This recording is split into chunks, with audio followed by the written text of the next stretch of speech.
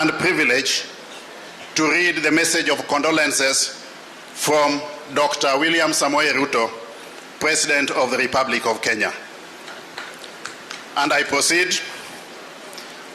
Message of condolence by His Excellency William Samoei Ruto, President and Commander-in-Chief of the Defense Forces of the Republic of Kenya, to the family of the late Professor George Omore Magoha. To Dr. Barbara Magoha, your son Dr. Michael Magoha, the extended Magoha family, and to the entire community of Umira village and Nyamninia, to the wider Nyanza family, and to the people of Kenya who are touched at a personal level by the reason we are here today. I received the sad news of the sudden passing on of Professor George Albert Omore Magoha on 24th January 2023 with total surprise and disbelief. I wanted to believe that it was fake news in the post-truth times that we live in today. I tried to wish it away as a bad dream, but it was neither fake news nor a passing bad dream. We are all, therefore, slowly coming to terms with the harsh reality. The cruel hand of death has plucked from our midst one of our finest. We have lost an amazing person whom we have variously known as a colleague, a friend, a relative, a role model, and a mentor. Accordingly, we join the Magoha family here today for the final send-off. We have come here to bid farewell to a fallen national hero. Our departed friend has been the kingpin of this family and an icon for the rest of us.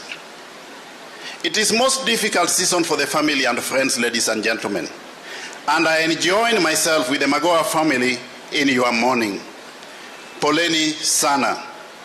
I have had the privilege to know Professor Magoha from very close. Among other things, I served with him in the last cabinet. He was also the Vice Chancellor of the University of Nairobi when I was the Minister for Higher Education.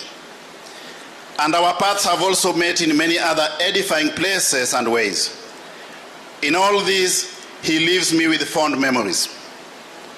I have known Professor Magoha as a most fascinating patriot who loved his country and enjoyed serving it. Professor Magoha loved doing his work. He had no half measures. He put his whole heart and his whole being into everything that he did. And he believed in whatever he did. If he did not believe in it, he did not even begin doing it, ladies and gentlemen. The patriot occupied large space everywhere he went. Those who got to know him well will remember him as the one man who believed in the possibility of a perfect universe. But Professor Magoha did not just believe that a perfect universe was possible. He spent his entire life and energy working towards the realization of this perfect universe. He will be remembered as a spirited go-getter. This focused gentleman did his utmost to rally teams around beliefs and causes.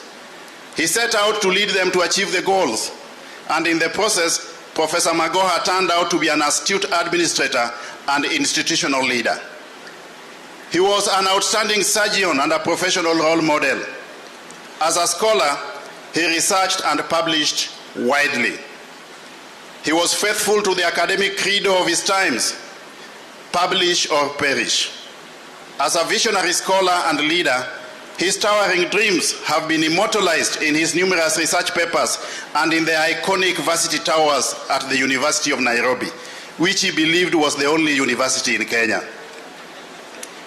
He dedicated tour of duty as cabinet secretary, saw him set out to keep our children in school.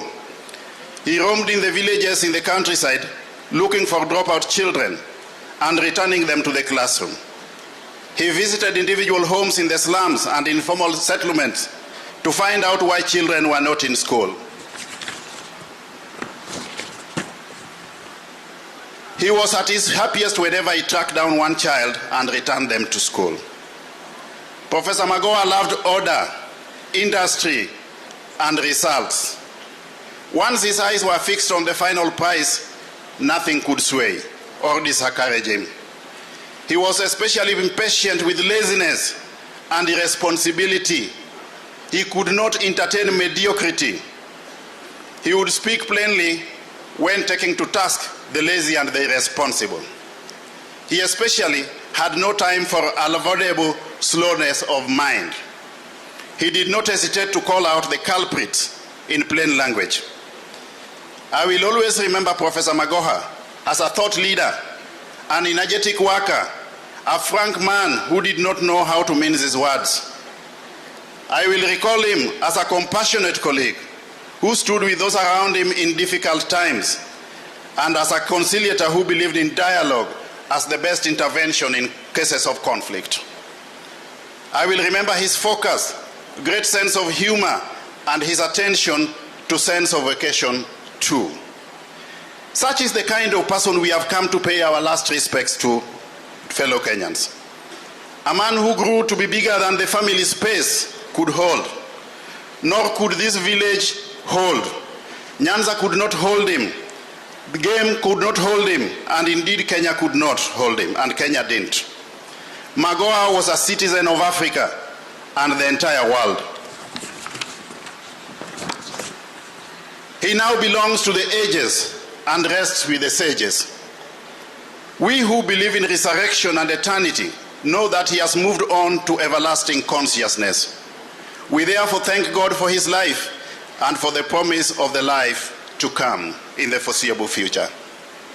We thank God for giving to us Professor Magoha and for the privilege of having been a part of this universe in this life.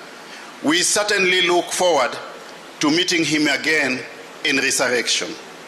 Meanwhile, Dr. Barbara and the entire Magoha family, I say once again, poleni sana.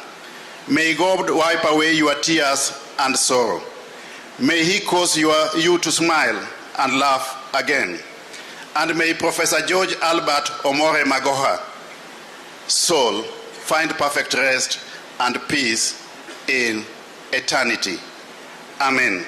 Dated this 11th day of February, the year 2023, William Samoei Ruto, President and Commander-in-Chief of the Defense Forces of the Republic of Kenya. Thank you very much.